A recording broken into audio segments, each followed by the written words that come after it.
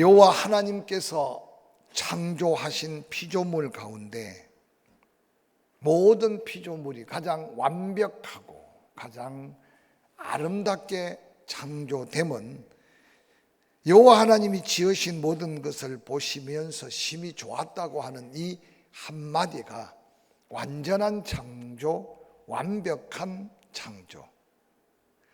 그래서 그 모든 것을 하나님께서 허락하시면서 이 땅에 처음 세운 아담의 가정을 통해서 그 모든 것을 누리며 그 모든 것을 통해 하나님 앞에 감사와 영광을 돌리기를 원하셨다고 성경은 우리에게 말씀하고 있습니다. 하나님이 세우신 가정은 완전한 가정, 행복한 가정, 조금도 부족함이 없는 가정. 그 가정의 행복을 통해 다시 하나님께 영광을 돌리고 하나님께 감사하기를 원하시는 것이 하나님이 가정을 세우신 뜻이라는 사실을 창조적 말씀을 기록하는 창세기에서 소개합니다. 그러므로 역으로 하나님께 축복받은 가정이라면 끊임없이 하나님 앞에 감사할 제목이 넘치고 하나님께 영광을 돌릴 일들이 많아지는 가정이 바로 하나님이 허락한 축복을 회복하며 누리고 있는 가정이라는 사실을 기억하시기를 주의 이름으로 간절히 축원합니다. 이런 하나님의 복된 가정을 회복하여 하나님의 영광을 드러내기를 위해서는 가정이라는 행복의 집을 지어야 됩니다. 행복한 가정을 짓기 위해서 하나님은 든든한 두 기둥을 세워주셨습니다. 그것이 바로 남편이고 또한 아내입니다. 에덴 동산 하나님 보기에 아무리 심히 아름답고 좋아도 아담 홀로 있는 것이 하나님의 눈에 볼 때 온전치 못했습니다. 그래서 아담을 깊이 잠들게 하고 그 몸의 갈빗배로 하와를 창조하심으로 비로소 하나님의 온전한 가정을 이루어 하나님이 주신 모든 복을 그 가정이 누릴 수 있게 된 것을 통해 보시기에 심히 좋았다고 기록하고 있습니다. 행복한 가정을 아름답게 세워가기 위해서 이 두 기둥이 든든하게 믿음 위에 받쳐져 있다는 것이 바로 행복의 조건의 시작이라는 사실을 사도 바울은 에베소를 통해서 남편은 아내를 사랑해라, 아내는 남편에게 복종하고 존경해라. 그래서 이 두 가정이 든든히 하나님의 은혜 안에 사랑으로 서로 섬기고 배려하고 버텨줄 때 갖가지 세파가 몰아닥치고 여러 가지 환란이 다가와도 그 행복의 가정을 버텨 세울 수 있다는 사실을 우리에게 도전해 주고 있습니다. 이런 든든한 두 기둥으로 세워진 아름다운 가정은 바로 부부 관계를 통해서 아름다워져야 한다는 겁니다. 그래서 프랑스 사람들은 이 똘레랑스 부부가 되어야 행복한 가정을 든든히 세워갈 수 있다라고 말합니다. 이 똘레랑스라는 말은 프랑스 말로 내게 허용된 자유를 즐기다라는 뜻이고 그 뜻과 함께 내게 허용된 자유를 즐기려면 나와 다른 남을 인정하는 여유를 가져야 된다라는 뜻글자입니다. 똘레랑스라는 말은 잃어버려도 하나님이 우리에게 주어진 분복들이 있어요. 주어진 은혜와 축복을 즐기되 나와 다른 남을 이해하고 인정하며 함께 나누고 즐길 때 부부관계 속에 행복이 이웃관계 속의 행복으로 그래서 하나님의 나라가 확정될 수 있는 가정의 놀라운 사명을 이룰 수 있다는 사실을 기억하시기를 바랍니다. 다시 한번 강조하면 내가 너와 다르듯이 너도 나와 다르다는 사실을 서로 기억하고 인정하라는 겁니다. 옆 사람 한번 쳐다보세요. 부부는 말할 것도 없고 부부가 아닌 서로가 같은 사람이 하나도 없어요. 쌍둥이도 다르다는 말은 여러분 다 아실 거예요. 하나님이 왜 그렇게 만드셨을까? 그것은 바로 내가 귀하듯이 남도 귀하게 창조된 걸 기억하고, 내가 너와 다르듯이 너도 나와 다르다는 사실을 하나만 기억할 때 우리는 생각밖에 포용하고 함께 할 수 있는 넉넉한 여유로움이 있을 수 있다는 겁니다. 남편이 아내를 인정하고 존중하며 아내도 남편을 존중하고 인정하는, 바로 똘레랑스라는 이 단어에 합당한 부부관계, 바로 그런 부부가 하나님 은혜 안에 가정을 든든히 버티고 서 있을 때 하나님이 보시기에 심히 아름다웠던 처음 행복한 가정의 모델이 될 수 있기에, 끊임없이 성경은 우리에게 가정은 무조건 행복해야 되고, 할렐루야, 그 행복을 위해서 부부의 두 기둥은 행복한 집을 든든히 지켜갈 수 있도록 끊임없이 도전하고 끊임없이 서로 격려하며 서로 힘을 다해야 한다는 사실을 우리에게 도전하고 있습니다.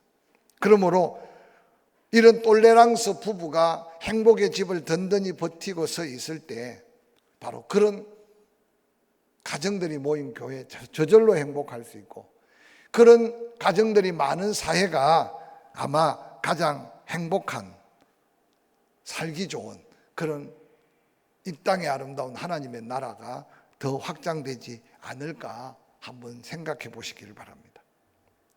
나와 다른 성향의 장점을 보는 눈을 더 우리는 활짝 열어야 됩니다. 다르다는 것을 인정할 때 서로 소통이 되고 교통이 되고 서로 받아주고 이해하고,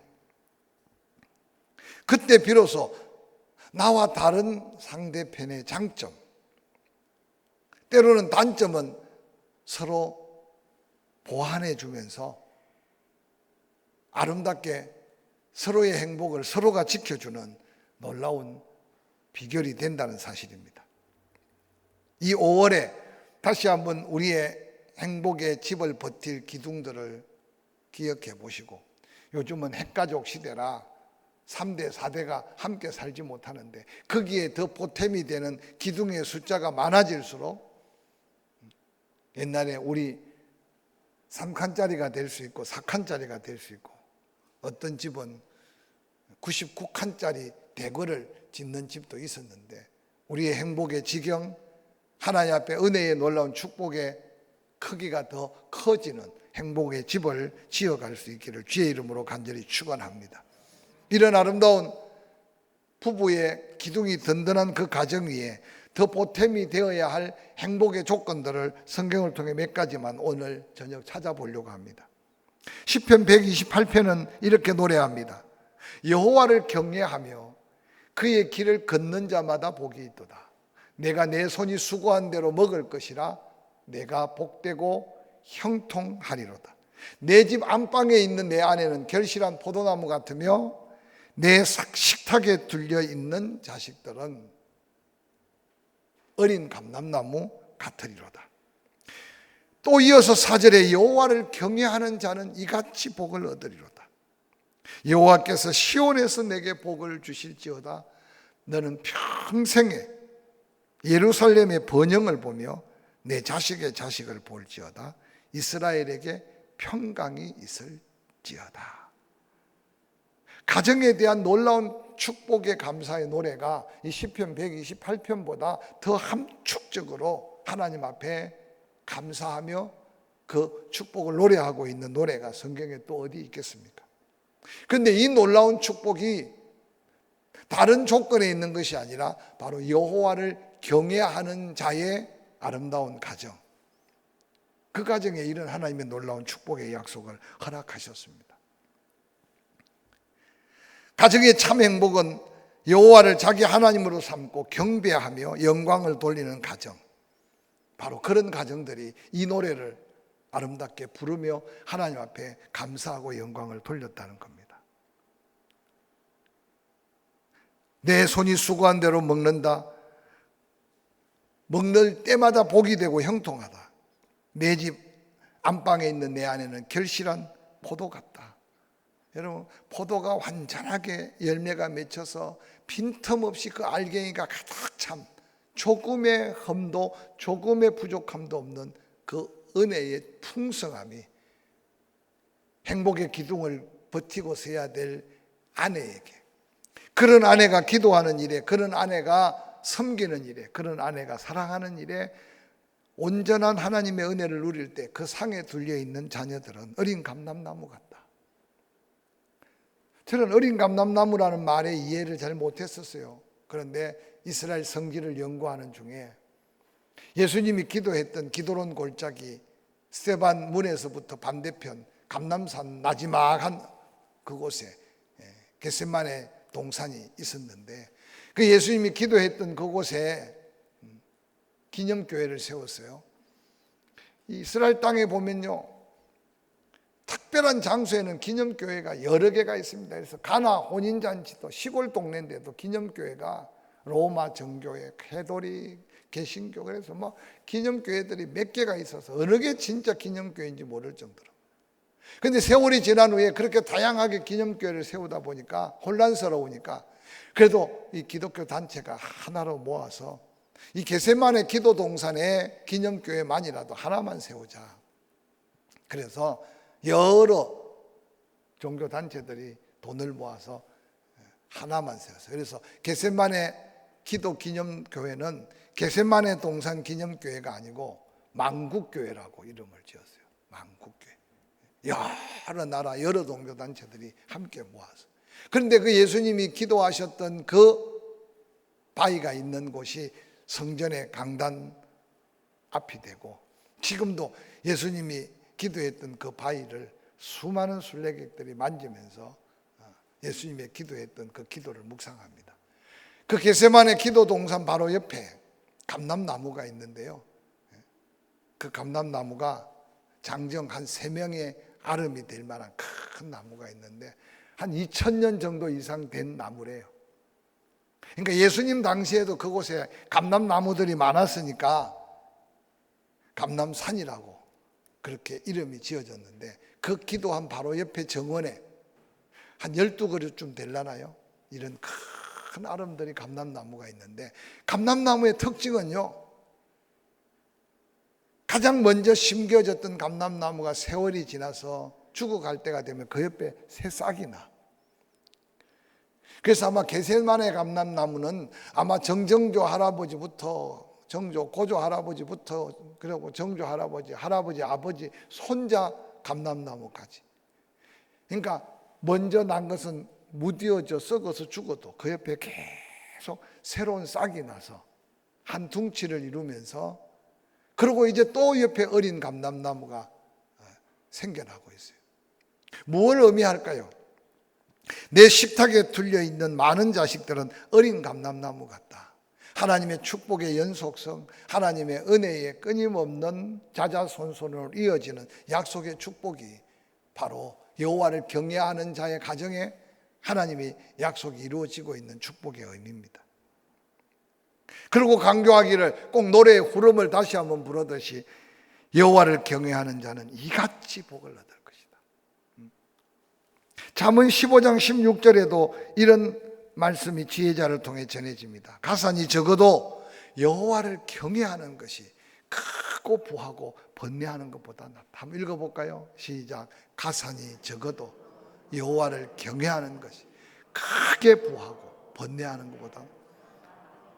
이런 성경 읽히면 속으로 그럽니다. 왜 꼭 가산이 적은 걸 비교하냐? 가산도 많고 예수도 잘 믿고 그리고 부족함이 없는 게 복이라고 생각하고 싶어요. 근데 참 놀랍게도 그런 복을 다 누리는 심령은 많지 않아요. 근데 지혜자가 보니까 가난한 가운데도 원망할 게 많고 불평할 게 많고 낙심할 게 많은데도 하나님 앞에 감사하고 사명 따라 기쁘고 즐겁게 사는 가정은 봤지만, 세상적으로 부족할 게 없어 보이는데도 늘 다투고 싸우고 근심 걱정에 사로잡힌 사람이 많았던 걸 과거의 지혜자도 보았던 것 같아요. 그래서 하나님의 감동으로 말씀을 기록하고 오늘 우리에게 위로하며 도전하고 있는 것 같아요. 어느 날 우리나라도 잘 살아서 가산이 적다는 기준이 어딘지 각자가 다 달라요. 그런데 중요한 것은 여호와를 경외하는 것이 그게 복이라는 사실을 깨닫는 것이 가산의 적음의 기준이 될 수 있을 거예요. 그러나 어떤 사람은 삼성가에 비하면 적지만 그래도 가진 것 선교하고 구제하고 헌신하면서 여호와를 경외하는 영광스러운 가정 얼마나 복되겠습니까?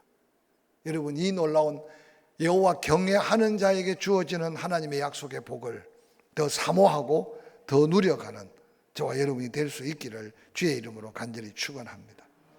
성경에 다 위대한 하나님의 역사, 하나님의 역사의 업적을 남긴 가정들은 한결같이 여호와를 경외하는 가정이었다. 뿐만 아니라 잠언 15장 17절의 지혜자는 그렇게 말합니다. 함께 읽어볼까요? 시작. 채소를 먹으며 서로 사랑하는 것이 살찐 소를 먹으며 서로 미워하는 것보다 나아요. 아니, 목사님 가족인데 뭘 미워함이 있겠습니까? 천만에 만만해.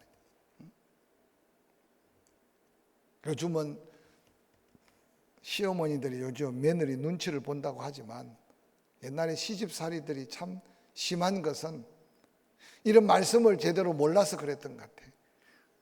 그래서 며느리가 믿기 시작하면 걸어가는 뒤 발꿈치도 마음에 안 든다 그러잖아요.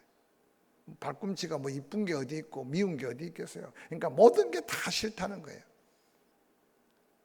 근데 제가 이렇게 인생을 살다 보니까요,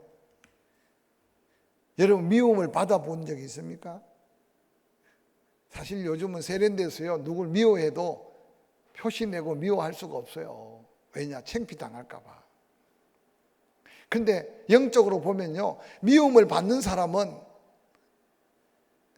크게 어떤 면에서 해를 받지 않아. 그런데 누군가를 미워하기 시작하면 우리 심령이 병들기 시작해요. 그래서 정말 예수 믿고 구원받은 사람이 주 안에서 항상 기뻐하고 하나님 신 것 평안을 누리려면 쓴뿌리가 딴 게 아니에요. 미워하는 쓴뿌리가 없어야 돼. 할렐루야.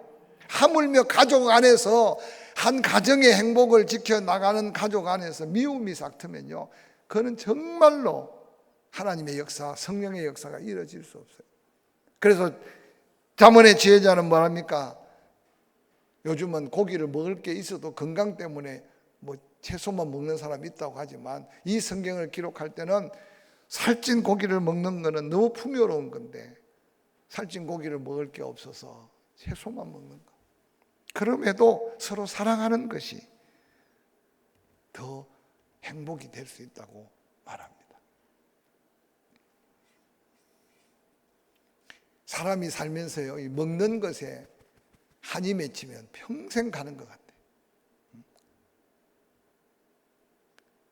뭐 여러분들은 어떻게 풍요롭게 살았는지 모르겠지만 저희 어머님이 8남매를 키워가면서 너무 힘든 고비고비를 지날 때 뭐 쌀이 제대로 없어요. 통영 논이 없으니까 저희 마을은 논이 없었어요. 논이 있어도 부자들 논이지, 논이 있다고 쌀을 마음껏 먹던 아닌데 아예 논이 없어요, 그 동네는. 그러니까 쌀이 참 귀했죠. 그러니까 어려울 때 늘 그냥 쌀이라고 좀 얻어지면 죽을 섞어서 함께 먹다 보니까 죽이 너무 싫었던 것 같아요. 평생 그렇게 죽을 좋아한 적이 없고, 죽만 안 좋아한 게 아니라 국에다가 밥을 말아서 잡수지를 않았어요. 사실은 어떤 때는 국이 맛있으면 밥을 말아 먹으면 맛있잖아요. 국에다 밥도 안 말아 잡수죠. 그게 아마 그런 힘든 고비고비에 음식에 한이 맺혀서. 오늘 이 본문을 한번 깊이 생각하면서요, 채소가 중요한 게 아니고 소를 잡는 게 중요한 게 아니냐, 사랑하며 먹느냐 미움으로 먹느냐에 따라 행복의 조건은 완전히 바뀔 수 있다는 사실을 기억하면서, 때로는 여간 채소를 먹을 수밖에 없는 열악한 환경일지라도 사랑하는 게 살찐 소를 먹는 것보다 미워하는 것보다 훨씬 낫다는 이 비교는 우리의 행복에 대한 가치를 더 느끼고 누리라는 도전인 것을 기억하시기를 주의 이름으로 간절히 축원합니다. 그래서 오늘부터 5월 한 달만이라도 밥을 먹으면서 맛있다 이국, 그러면서 뭐라 그랬겠어요? 사랑이 넘치네, 사랑스럽네, 사랑이 듬뿍 담겼네. 그래서 사랑을 고백하고 사랑을 표현하고 사랑하며 먹으면서 행복을 아름답게 지키고 누려가기를 주의 이름으로 간절히 축원합니다. 에베소서 5장에는 그리스도를 경외함으로 피차 복종해라, 즉 하나님을 사랑하는 마음으로 사랑으로 복종해라. 아내들이여 자기 남편에게 복종하기를 죽게 하듯 해라. 참 어려운 말인데요, 그런 마음을 가지고 남편을 대하고 그런 마음을 가지고 아내를 대하라는 이 사랑의 도전은 행복을 지키고 누려가는 놀라운 조건임을 기억하시기를 주의 이름으로 간절히 축원합니다. 뿐만 아니라 성경에 소개되는 모든 행복한 가정들은 움직이면 예배예요. 아브라함이 큰 먼 길 갈대아 우르는요, 저도 아직 가보진 않았는데 최고로 당시에 문명 문화가 발달했던 메소포타미아라고 하는 문명의 지역이 갈대아 우르입니다.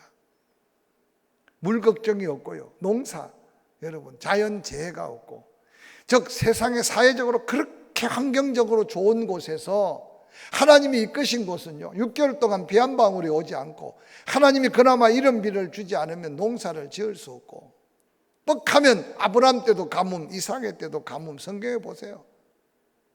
그런데 놀랍게도 우상을 섬길 때 아브라함은 제단 쌓았다는 말이 없어요.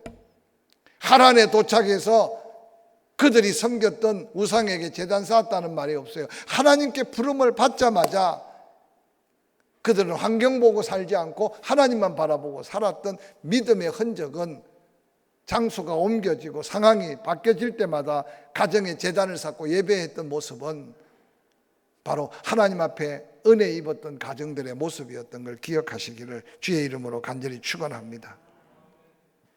아브라함이 그렇게 사니까 이삭이 그렇게 사니까 야곱이, 성경에 보면 늘 창세기에는요, 이사하면 예배드리고 장소 옮기면 예배드리고 사건이 끝나면 예배드리고, 그러다가 훗날에 후대들은 홀리워 전쟁도 하나님이 함께하면 이기네, 전쟁터에 나가기 전에 예배드리고 전쟁에서 이기면 감사하고 예배드리고. 저는 예배 성공으로 행복을 누리고 축복을 누렸던 성경의 가정들을 우리의 삶에서 다시 한번 경험하는 저와 여러분이 될 수 있기를 주의 이름으로 간절히 축원합니다. 하나님을 사랑하되 마음 다하고 뜻 다하고 힘 다하고, 신명기 6장 4절 5절 하나님을 하나님으로 인정하고 하나님께 은혜를 입었거들랑 마음 다하고 뜻 다하고 힘 다하여 하나님을 사랑하는 자, 그 하나님의 사랑의 최고의 표현이, 그래서 하나님 뭐라 그랬습니까? 내가 너희들이 번제하는 연기에 질식당할 것 같다. 내가 너희들의 소를 원하고 내가 너희들의 양을 원하는 것이 아니다. 하나님의 앞에 진정한 감사의 제단을 하나님 앞에 쌓기를 원하셨던 은혜 베푸신 하나님의 마음을 다시 헤아리시기를 주의 이름으로 간절히 축원합니다. 이 5월 달에 가정을 돌아보면서 감사할 제목이 좀 많아지기를 바랍니다. 할렐루야. 감사할 제목. 그래서 그 감사가 한 번 더 성전의 예배로, 그 감사가 하나님 앞에 더한 헌신과 봉사, 나눔과 섬김으로, 그래서 하나님이 영광을 받으시는 감사가 뭐겠어요? 입만 쪼롱쪼롱 와서 성전에 24시간 감사합니다 감사합니다 그 말을 하나님 듣기 원하겠어요? 하나님께 은혜 받은 감사로 사랑하고, 하나님께 은혜 받은 감사로 용서하고, 하나님께 은혜 받은 감사로 베풀고, 할렐루야, 하나님께 은혜 받은 감사로 서로 섬겨가는 것을 하나님이 최고로 기뻐하는 예물로 삼으시길 원하신다. 행복 지수를 조금 더 끌어올리면서 이 5월에 모두가 이 감사로 하나님께 영광 돌리기를 주의 이름으로 간절히 축원합니다.